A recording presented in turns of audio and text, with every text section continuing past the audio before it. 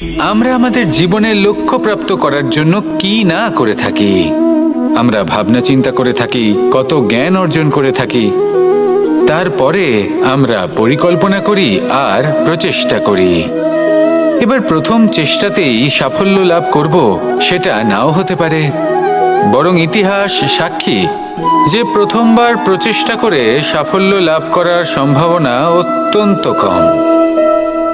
আর যে কোনো সফল ব্যক্তিকে দেখুন, আপনি বুঝবেন সেই ব্যক্তি বারবার প্রচেষ্টা করে, চেষ্টা করা থামায় না, তবেই সেই ব্যক্তি একদিন সাফল্য লাভ করেন। সেই জন্য আপনিও প্রচেষ্টা করা কখনো বন্ধ করবেন না, করতেই থাকুন। যখন আপনি প্রথমবার প্রচেষ্টা করেন তখন আপনি একা থাকেন, কিন্তু যখন আপনি দ্বিতীয়বার প্রচেষ্টা করেন তখন আপনার সাথে কিছু বিগত প্রচেষ্টার অভিজ্ঞতা থাকে। চেষ্টা করতে থাকুন, সাফল্য আপনার কাছে আসতেই চলেছে। আসুন আমার সাথে ভালোবেসে বলুন, রাধা রাধা। দ্বিধাবোধ।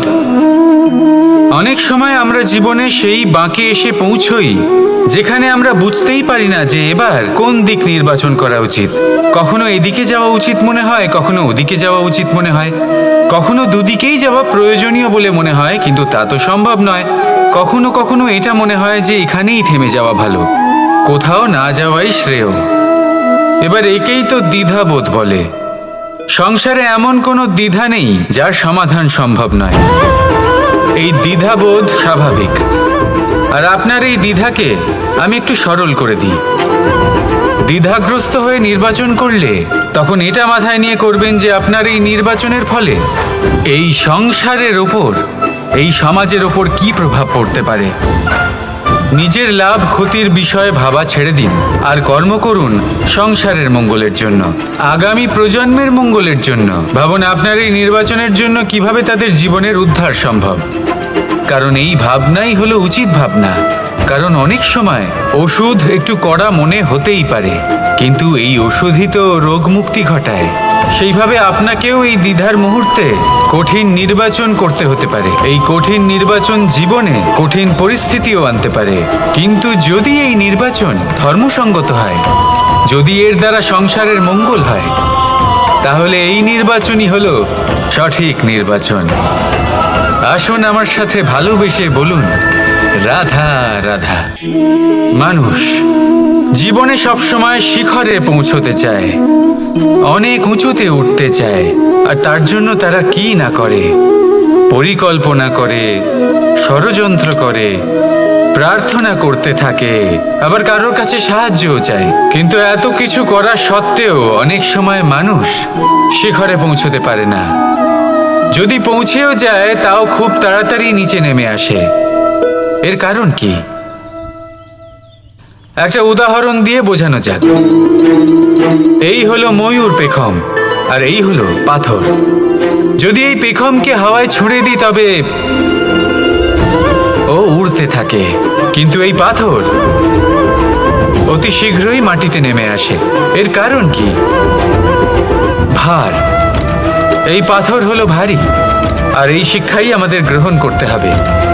ঠিক এইভাবেই যদি আমাদের মন দ্বন্দ্ব আর অহংকার দ্বারা পরিপূর্ণ হয়ে থাকে, তাহলে তা কখনোই শিখরে পৌঁছবে না। পৌঁছে গেলেও খুব শীঘ্রই মাটিতে নেমে আসবে। তাই এই মনকে হালকা করতে শিখুন, অহংকারকে, এই হিংসাকে ত্যাগ করুন। তারপর উঁচুতে উড়ে তো দেখুন কত উঁচুতে উড়তে পারবেন আপনি। আসুন আমার সাথে ভালোবেসে বলুন, রাধা রাধা। মানুষ জীবনে সবসময় সুখ পেতে চান, কিন্তু এই সুখ এটা আসলে কি? এই সুখের আসল রূপ কি? আমি বলি সুখের আসলে দুটি রূপ হয়, বাহ্যিক সুখ, আত্মিক সুখ। আর এটা ঠিক তেমনই হয় যেরকম আমাদের শরীরের সাথে জড়িত ছায়া আর আমাদের শরীরের মধ্যে বসবাসকারী আত্মার। যদি ছায়ার কথা ভেবে দেখেন তাহলে বুঝতে পারবেন আমাদের শোবার সময় ভোরবেলা এই ছায়া অনেক বড় হয়ে যায়। যখন এই সূর্য মাথার উপরে চলে আসে, তার তাপ বেড়ে যায়, তখন এই ছায়া ছোট হয়ে যায়। আর যেই অন্ধকার নেমে আসে এই ছায়া আপনার সঙ্গ ত্যাগ করে। এরকমই হয় বাহ্যিক সুখ। আর এবার কথা বলি আমাদের শরীরের মধ্যে বসবাসকারী এই আত্মা।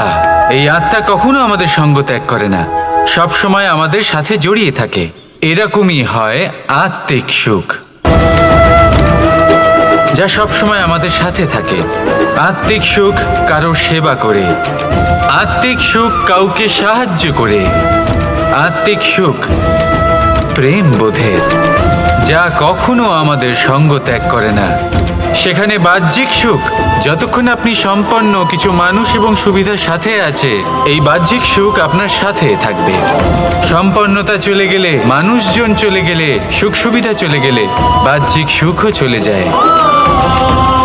তাহলে এই আত্মিক সুখ খুঁজে নিন এবং সেই সুখের সাথেই বলুন রাধা রাধা। মানুষ নানান ধরনের বাসনা পোষণ করেন, তাদের নানান ইচ্ছে থাকে, অভিলাষা থাকে, নানান কামনা করতে থাকেন, স্বপ্ন দেখেন, প্রার্থনা করেন যেন তা সফল হয়, নিজের সম্পন্নতা কামনা করেন, আর শেষে নিরাশ হয়ে যান কারণ এসব কিছুই পান না। আপনাকে একটা ছোট্ট উদাহরণ দিই। জঙ্গলের রাজা কাকে বলা হয়? সিংহকে।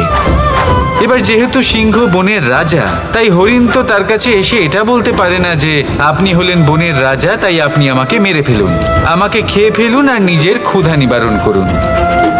এমন তো হয় না। সিংহ যতই বনের রাজা হোক, তাকেও পরিশ্রম অবশ্যই করতে হয়, তবেই তার ক্ষুধা নিবারণ হয়। সেইভাবেই আপনার সমস্ত স্বপ্ন, আপনার সমস্ত ইচ্ছে, আপনার সমস্ত অভিলাষা, সমস্ত আকাঙ্ক্ষা পূরণ হবেই, অবশ্যই হবে, পরিশ্রমের দ্বারা। শুধু ভাবলেই হবে না।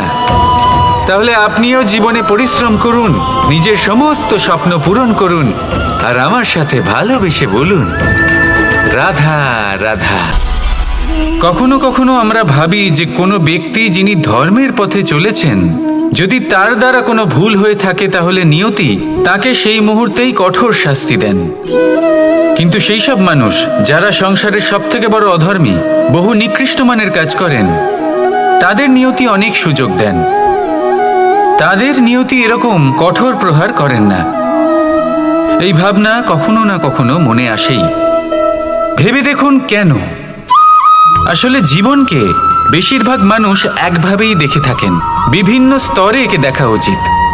এবার আপনি বলুন, এই সংসারে কোনো অধর্মী কখনো প্রেরণার উৎস হতে পারেন? কখনোই নয়। যে মানুষ নিজের আত্মাকে মলিন করে ফেলেছেন, তিনি এই সংসারকে কিভাবে প্রেরণা যোগাবেন? উনি নিজেই বুঝতে পারেন না কোনটা করা উচিত, ধর্ম কোনটা। তাই নিয়তি তাকে একটা সুযোগ দেন, এটা বোঝার সুযোগ দেন যে কোনটা উচিত, কোনটা ধর্ম। সুযোগ দেন নিজের বিবেক জাগিয়ে তোলার, তাকে সুযোগ দেন নিজের অন্তরাত্মার ডাক শোনার। যখন তাতেও কাজ হয় না, তখন নিয়তির কাছে একটাই পথ বাকি থাকে, আর তা হলো মহাবিনাশ। মহাবিনাশ হয়তো দেরিতেই আসতে পারে, কিন্তু তা অবশ্যই আসবে। আর যখন মহাবিনাশ আসে, তখন মহাবিনাশের যন্ত্রণা সমগ্র মানব জীবনের যন্ত্রণার থেকে অনেক বেশি হয়। এই কথাটা সবসময় মনে রাখবেন। আর অন্যদিকে যে মানুষ ধর্মের পথে চলছেন, তার দ্বারা যদি কোনো ভুল হয়ে থাকে, তখন নিয়তি তার পরীক্ষা নেন। কিছুক্ষণের জন্য মানুষের মনে হতে পারে নিয়তি তাকে কঠোর শাস্তি দিয়েছেন, কিন্তু সময়ের সাথে আমরা সবাই দেখি যে যখন সেই মানুষ সেই পরীক্ষায় উত্তীর্ণ হন, এই সমস্ত সংসারের জন্য প্রেরণার উৎস হয়ে ওঠেন। অর্থাৎ নিয়তি প্রত্যেক মানুষকে তার কর্ম অনুসারে উচিত ফলও দেন, উচিত শাস্তিও দেন। পার্থক্য হলো শুধুমাত্র সময় আর আপনার দৃষ্টিভঙ্গির। তাই ধর্মের পথে চলুন আর আমার সাথে ভালোবেসে বলুন রাধা রাধা। আমরা আমাদের জীবনের লক্ষ্য প্রাপ্ত করার জন্য কি না করে থাকি। আমরা ভাবনা চিন্তা করে থাকি, কত জ্ঞান অর্জন করে থাকি, তারপরে আমরা পরিকল্পনা করি আর প্রচেষ্টা করি। এবার প্রথম চেষ্টাতেই সাফল্য লাভ করব সেটা নাও হতে পারে, বরং ইতিহাস সাক্ষী যে প্রথমবার প্রচেষ্টা করে সাফল্য লাভ করার সম্ভাবনা অত্যন্ত কম। আর যে কোনো সফল ব্যক্তিকে দেখুন, আপনি বুঝবেন সেই ব্যক্তি বারবার প্রচেষ্টা করে, চেষ্টা করা থামায় না, তবেই সেই ব্যক্তি একদিন সাফল্য লাভ করেন। সেই জন্য আপনিও প্রচেষ্টা করা কখনো বন্ধ করবেন না, করতেই থাকুন। যখন আপনি প্রথমবার প্রচেষ্টা করেন তখন আপনি একা থাকেন, কিন্তু যখন আপনি দ্বিতীয়বার প্রচেষ্টা করেন তখন আপনার সাথে কিছু বিগত প্রচেষ্টার অভিজ্ঞতা থাকে।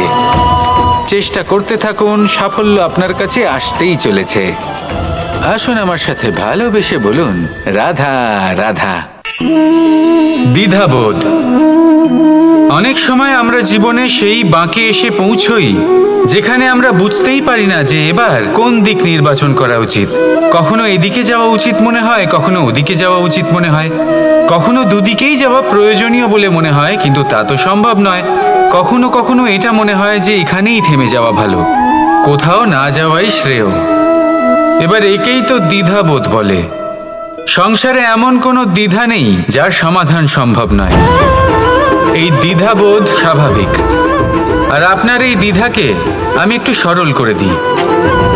দ্বিধাগ্রস্ত হয়ে নির্বাচন করলে তখন এটা মাথায় নিয়ে করবেন যে আপনার এই নির্বাচনের ফলে এই সংসারের ওপর, এই সমাজের ওপর কি প্রভাব পড়তে পারে। নিজের লাভ ক্ষতির বিষয়ে ভাবা ছেড়ে দিন আর কর্ম করুন সংসারের মঙ্গলের জন্য, আগামী প্রজন্মের মঙ্গলের জন্য। ভাবুন আপনার এই নির্বাচনের জন্য কিভাবে তাদের জীবনের উদ্ধার সম্ভব, কারণ এই ভাবনাই হলো উচিত ভাবনা। কারণ অনেক সময় ওষুধ একটু কড়া মনে হতেই পারে, কিন্তু এই ওষুধই তো রোগ মুক্তি ঘটায়। সেইভাবে আপনাকেও এই দ্বিধার মুহূর্তে কঠিন নির্বাচন করতে হতে পারে। এই কঠিন নির্বাচন জীবনে কঠিন পরিস্থিতিও আনতে পারে, কিন্তু যদি এই নির্বাচন ধর্মসঙ্গত হয়, যদি এর দ্বারা সংসারের মঙ্গল হয়, তাহলে এই নির্বাচনই হলো সঠিক নির্বাচন। আসুন আমার সাথে ভালোবেসে বলুন, রাধা রাধা। জীবনে এমন কিছু কাজ রয়েছে যা আমাদের কখনোই করা উচিত নয়, যেমন আশা করা। যদি আপনি আশা করেন আর আপনার আশা পূর্ণ না হয়, আপনি খুবই কষ্ট পাবেন। এবার আপনি যদি প্রতীক্ষা করেন, করতেই থাকেন, আর সেই ব্যক্তি যদি না আসে, তাহলেও খুব কষ্ট পাবেন। আর হলো তুলনা। আপনি যদি তুলনা করতে যান তাহলে এটাই ভাববেন যে হয় আমি বা অন্য কোনো ব্যক্তি, এই দুজনের মধ্যে কোনো এক ব্যক্তি নিকৃষ্ট। আর এই ভাবনাটাই হলো অনুচিত। যদি আমরা কথা বলি সেই সব বিষয়ে যা আমাদের করা উচিত, যেমন পরীক্ষা। এই পরীক্ষা সবসময় আমাদের আরো সফল করে তোলে, আরো শ্রেষ্ঠ করে তোলে, আরো উৎকৃষ্ট করে তোলে। আসন্ন মহাসংগ্রামের জন্য আমাদের প্রস্তুত করে তোলে এই পরীক্ষা। তাই এই পরীক্ষার থেকে কখনোই পালাবেন না, এর সম্মুখীন হন। আর হলো কর্ম। কর্ম করা কখনোই বন্ধ করবেন না। তুলনা করার বদলে কর্ম করুন, প্রতীক্ষা করার বদলে কর্ম করুন, আর আশা করার বদলে কর্মই করুন। জীবন সফল হয়ে যাবে। দেখুন, সবার শেষে সত্যি বলতে এই কর্ম আর এই পরীক্ষা, এই দুই আমাদের জীবনকে সুখী করে তুলতে পারে। আসুন আর আমার সাথে ভালোবেসে বলুন, রাধা রাধা। এই জীবন কিভাবে বদলানো সম্ভব? কিছু মানুষ বলেন যে নিরন্তর কাজ করলে, পুরুষার্থ পালন করলে এই জীবন বদলে ফেলা সম্ভব। আজ আমি আপনাকে বোঝাবো যে এক মুহূর্ত, সময় আর সিদ্ধান্ত কতটা গুরুত্বপূর্ণ হয়। এক মুহূর্তই যথেষ্ট। একটা মুহূর্ত এত শক্তিশালী হতে পারে যে তা আপনার সমগ্র জীবন পাল্টে দিতে পারে। এমন এক সময় ছিল শ্রীরামের কাছে, যখন ওনাকে সিদ্ধান্ত নিতে হয় যে উনি নিজের পিতার আদেশ পালন করতে বনবাসে যাবেন নাকি যাবেন না। উনি সেই আদেশ পালন করেছিলেন, তারপর সময় অনুসারে উপযুক্ত সিদ্ধান্ত নিলেন। আর আজ সকলের মনে বসবাস করেন শ্রীরাম। আর অন্যদিকে আছে রাবণ। ওনার কাছে একটা সময় ছিল, একটা সুযোগ ছিল নিজের প্রারব্ধকে শুভ করে তোলার। উনি ভুল করলেন আর মৃত্যু লাভ করলেন। নির্বাচন সবসময় আপনার হাতে, শুধু আপনাকে সময়কে বুঝতে হবে, সেই মুহূর্তকে বুঝতে হবে আর উচিত সিদ্ধান্ত নিতে হবে, ব্যাস। বুঝতে শিখুন এই সময়ের দাবি কি, বুঝতে শিখুন এই সময়ের ইচ্ছে কি, আর উচিত সিদ্ধান্ত নিন। আর আমার সাথে ভালোবেসে বলুন, রাধা রাধা। মানুষ জন্মগ্রহণ করে, তার সাথে ভয়েরও জন্ম হয়। ছোটবেলা থেকেই আমাদের মনে কোনো না কোনো প্রকারের ভয় থেকেই যায়। কেউ এই বিষয়ে ভয় পায় যে তার কোনো বস্তু তার থেকে দূরে চলে যাবে, কেউ এই বিষয়ে ভয় পায় যে আমি নিজেকে হারিয়ে ফেলবো, কেউ এই ভেবে ভয় পায় যে আমার প্রিয়জনেরা তারা যেন আমার থেকে দূরে না চলে যায়, কেউ এই ভেবে ভয় পায় যে আমরা যেন পথ না হারিয়ে ফেলি, আদি ইত্যাদি। কিন্তু সত্যি কথা বলতে, ভেবে দেখুন এই ভয় বাস্তবে কি? শুধুই একটা মনস্থিতি, আর কিছুই নয়। যা কিছু আপনি জীবনে পেয়েছেন তা একদিন আপনাকে হারাতে হবে। এই জীবন হলো আপনারই, কিন্তু তাও একদিন সমাপ্ত হবে। তাই ভয় পেয়ে কি লাভ? এই ভয় শুধু আপনাকে জীবন যাপন করা থেকে বাধা দিচ্ছে, আর কিচ্ছু নয়। পথ হারিয়ে ফেললেই বুঝতে পারবেন যে নতুন পথ কিভাবে বানাতে হয়। কিছু মানুষকে জীবন থেকে হারালে তবেই আপনি বুঝবেন যে আপনার আপনজনকে। এই ভয়ের কারণে ভীত হয়ে থাকবেন না। এই তারা নক্ষত্র অন্ধকারের অভাবে গুরুত্ব হারায়। শিবকেও মহাদেব হওয়ার জন্য বিষপান করতে হয়েছিল। প্রত্যেক পরিস্থিতি, প্রত্যেক সাফল্য আপনার পরীক্ষা নেবে, তাতে উত্তীর্ণ হওয়া হলো আপনার কর্ম।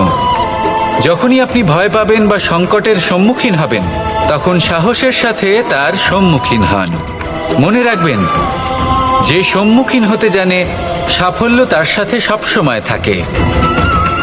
আসুন আর আমার সাথে ভালোবেসে বলুন, রাধা রাধা। মানুষের শরীর থেকে যা কিছু নির্গত হয় সবই পচনশীল, তা থেকে দুর্গন্ধ বেরোয়, একটা ঘৃণাবোধ জন্ম নেয়। আমাদের রক্ত হোক, অবশিষ্ট হোক, ঘাম হোক, নিঃশ্বাস হোক, আবার এমনকি যখন আমরা মনুষ্য শরীর ত্যাগ করি তারপরেও এই শরীরেও পচন ধরে, তার থেকে দুর্গন্ধ বেরোয়। কিন্তু বিষয়টা হলো, এটা আমাদের হাতেই নেই। তাহলে আমাদের হাতে কি রয়েছে? আমাদের কর্ম, আমাদের উদ্দেশ্য আর আমাদের বাণী। যদি এইগুলো শুভ রাখেন, তাহলে শুধু নিজে সুগন্ধিত থাকবেন না, এই সমগ্র সংসারকে সুগন্ধিত করে তুলবেন। কথায় আছে যে বাণীর থেকে অধিক মূল্যবান আর কিছুই নেই। সেই জন্য যে কোনো কথা বলার আগে নিজের শব্দকে নিজের মনের তুলাদণ্ডে মেপে দেখুন, তারপরে তার প্রয়োগ করুন। কখনো কখনো এমনও হতে পারে যে আপনার কথা কারোর জীবনে আশীর্বাদ হয়ে দাঁড়ালো, যার দ্বারা হয়তো সে শক্তি এবং প্রসন্নতা লাভ করলো। আবার এমনও হতে পারে যে আপনার কথা হয়তো কারোর মনে এমন আঘাত দিল, সে সেই আঘাত কোনোদিনও ভুলতে পারল না। আসুন আমার সাথে ভালোবেসে বলুন, রাধা রাধা। ইচ্ছে এবং চেষ্টা, এই দুই মানুষের মধ্যে আছে, কিন্তু এই দুইয়ের মধ্যে সামঞ্জস্য থাকা খুব প্রয়োজন। আপনার যা ইচ্ছে সেটা পূর্ণ করার জন্য চেষ্টার প্রয়োজন তো অবশ্যই। আপনি যে স্বপ্ন দেখেন সেটা পূর্ণ করার জন্য নিদ্রা ত্যাগ করে চেষ্টা করা অত্যন্ত প্রয়োজনীয়, নয়তো এই স্বপ্ন কখনোই পূর্ণ হবে না। যদি আপনি কোনো প্রশ্নের উত্তর চান, তাহলেও আপনাকে চেষ্টা করতেই হবে। জীবনে যদি সামনে এগোতে হয়, তাহলে পাকে কষ্ট দিয়ে সামনে এগোতে হবে। চেষ্টা অবশ্যই করতে হবে। যদি আপনি চেষ্টা না করেন, পরিশ্রম না করেন, তাহলে এই সংসার আপনাকে পেছনে ফেলে সামনে এগিয়ে যাবে। নিজের ইচ্ছেগুলিকে মন থেকে বাস্তবে আনুন আর চেষ্টার দ্বারা তাকে সার্থক করুন। এই মন প্রসন্ন হয়ে বলবে, রাধা রাধা।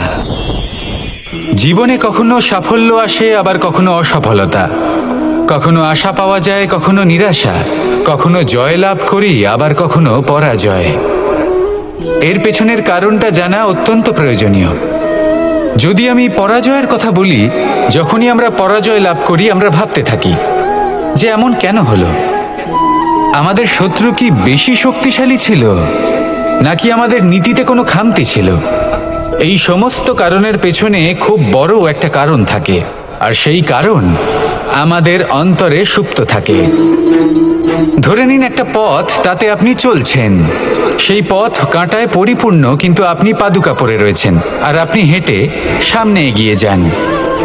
এবার এমন একটা পথ এলো যা পুষ্পে ঢাকা, আর আপনি পাদুকা পরে রয়েছেন, কিন্তু আপনার পাদুকাতে একটা পাথর আটকে গেল। তখন দু পা হাঁটাও খুব কঠিন হয়ে পড়ে। এই সংসারের যে কোনো শক্তি আপনাকে পরাস্ত করার পূর্বে আপনি জানেন কে আপনাকে পরাস্ত করতে পারে? আপনার অন্তরের দুর্বলতা, আপনার অন্তরের সেই সুপ্ত শত্রু। আর সেই জন্য ইতিবাচক মনোভাব গুরুত্বপূর্ণ হয়ে পড়ে। ভালো মানুষদের সাথে থাকুন, সৎসঙ্গে থাকুন, বন্ধুত্ব করুন, ভালোবাসুন। এই ভালোবাসা এত শক্তিশালী এক অস্ত্র যাকে ব্রহ্মাস্ত্রও পরাস্ত করতে পারে না। এই সমস্যারূপী পাথর কিছুই নয়। আসুন আমার সাথে ভালোবেসে বলুন, রাধা রাধা।